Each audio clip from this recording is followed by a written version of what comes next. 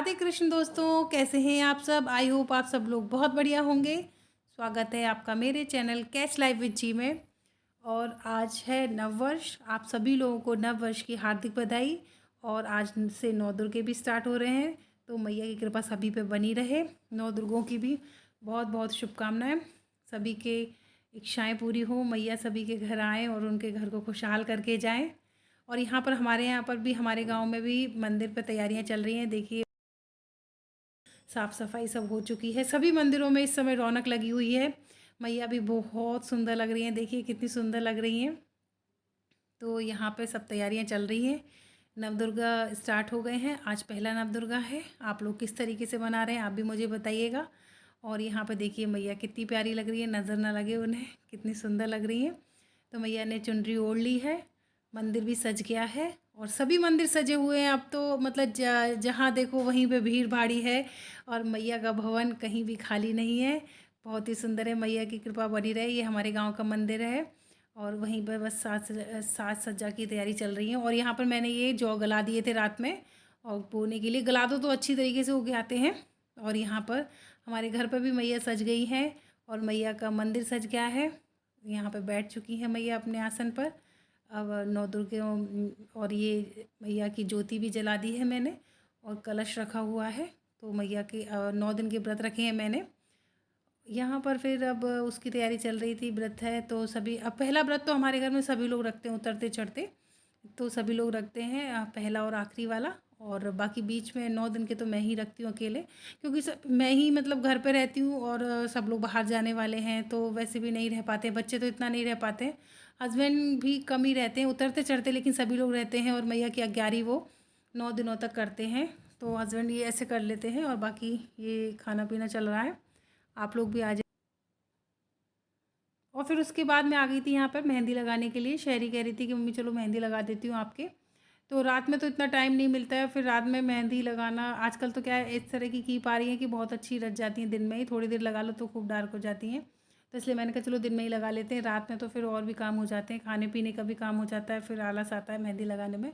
तो यहाँ पर हमने दोपहर में ही मेहंदी लगा ली है। एक हाथ पे इसने मेरे लगा दी थी और एक हाथ पे इसने अपने लगाई थी। इसने कैसी लगाई है आप बताइएगा। मुझे तो बहुत अच्छी डिज़ाइन लगी इसकी मेहंदी की। और आप लोग कैसी लगी बताइएगा।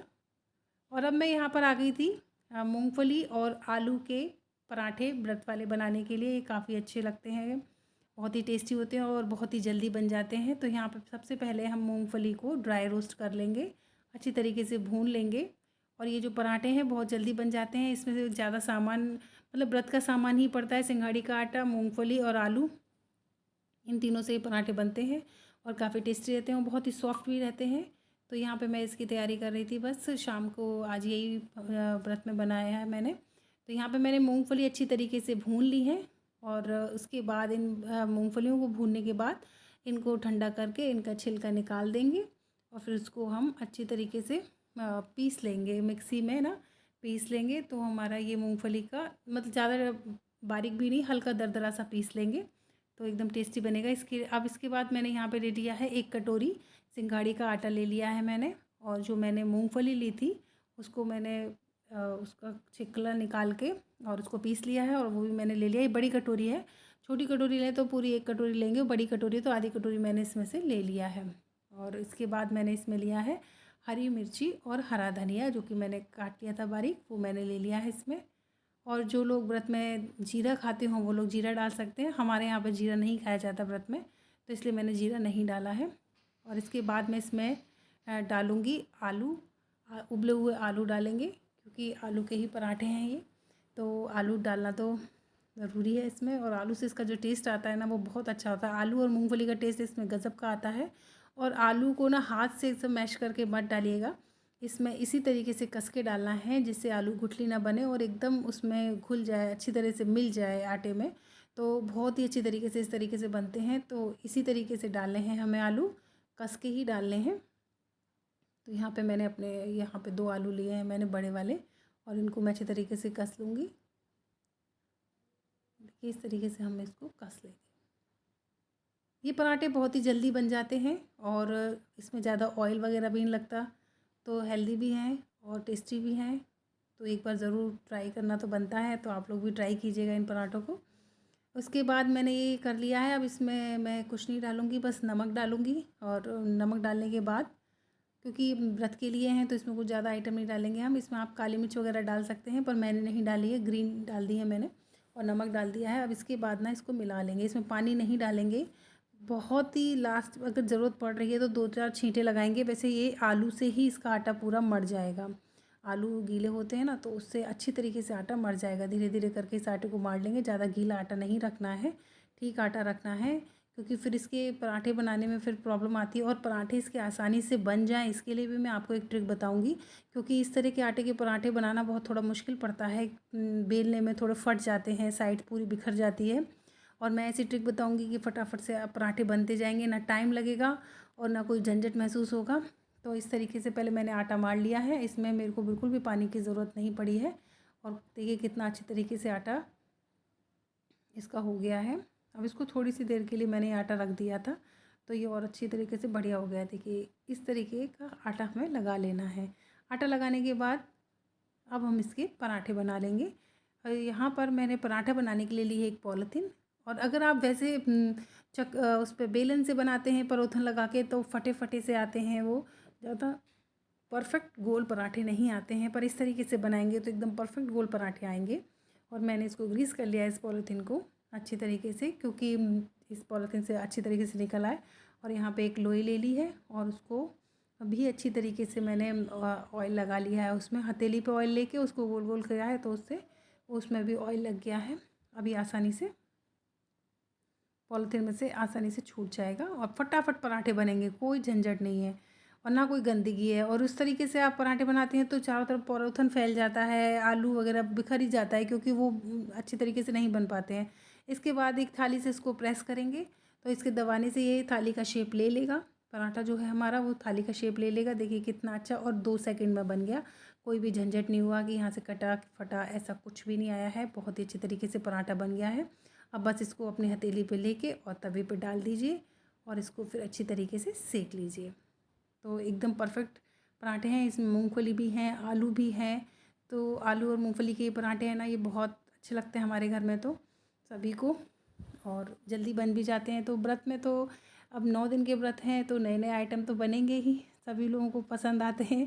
फिर लोग अब हमारे घर में तो क्या है, वैसा खाना छोड़ देते हैं। फिर यही व्रत का ही, जिनके व्रत नहीं है ना, वो लोग भी पसंद करने लगते हैं। तो इसको फिर थोड़ी देर बाद मैंने, जब इधर से पक गया तो मैंने पलट दिया है। और देखिए कितना अच्छा पराठा बना है।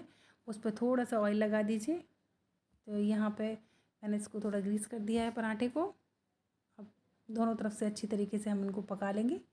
कलर देखिए कितना अच्छा आया है और बिल्कुल सॉफ्ट पराठे बनते हैं। सब्जी के साथ, आलू की सब्ज़ी के संग भी अच्छे लगते हैं और चटनी और दही से भी अच्छे लगते हैं। आप जिससे चाहें उससे खा लीजिए। मैंने तो चटनी और दही बनाई थी तो उससे लिए थे। और चारों तरफ से आप दबा दबा के भी सेकिए इन्हें, ताकि अच्छी तरीके से सिक जाए और कहीं भी कच्चा ना रहे। इसके लिए अच्छी तरीके से दबा दबा के सेकना है और हमारे पराठे तैयार हो जाएंगे। इस तरीके से चारों तरफ से आप इनको दबा दबा के सेक लीजिए। देखिए कितना बढ़िया, कहीं से भी कोई कटा पिटा नहीं है और ना ही वो कोई टेंशन, बिल्कुल सही पराठा आया है। पॉलीथिन की सहायता से बनाएंगे तो एकदम परफेक्ट पराठा आएगा। यहाँ पे पराठे सारे बन के तैयार हैं और आप लोग भी आ जाइए। और मैंने हरी धनिया की चटनी बनाई थी और दही से, इतने ज़्यादा टेस्टी लगते हैं ये। आलू की सब्ज़ी से भी टेस्टी लगते हैं ये, धनिया इससे चटनी और दही से भी अच्छे लगते हैं। जिससे भी आपका मन करे उससे खाइए, बनाइए और खिलाइए। व्रत में ये ज़रूर एक बार बनाइए।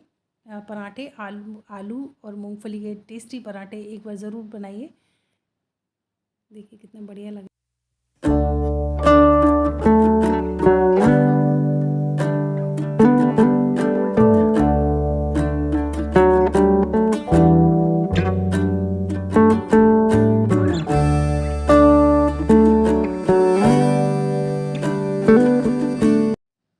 और यहाँ पर हम लोग अब रात में आ गए थे मोमबत्ती लगाने के लिए। आज नया वर्ष था तो नए वर्ष को मनाना बनता था। तो यहाँ पे मैं आ गई थी और मेरे हस्बैंड दोनों ही आ गए थे। मंदिर देखिए कितना प्यारा लग रहा था, झल्लर लग गई थी मंदिर में भी, रौनक थी। नवदुर्गे हैं तो यहाँ पे हम लोग लगा रहे थे, पर हवा बहुत ज़्यादा चल रही थी तो मुश्किल रुक पा रही थी। तो मैंने कहा आधी सी मैं लगाती हूँ, मैं यहाँ पर ही लगा रही हूँ। और आधी ये लगा रहे थे, पर रुक नहीं पा रही थी क्योंकि हवा काफ़ी तेज़ थी। तो बस आप सब लोगों को नववर्ष की एक बार से फिर से शुभकामनाएँ, और मुस्कुराते रहिए, हँसते रहिए। मिलती हूँ आपसे कल एक और नई वीडियो के साथ, तब तक के लिए इजाज़त दीजिए। श्री राधे।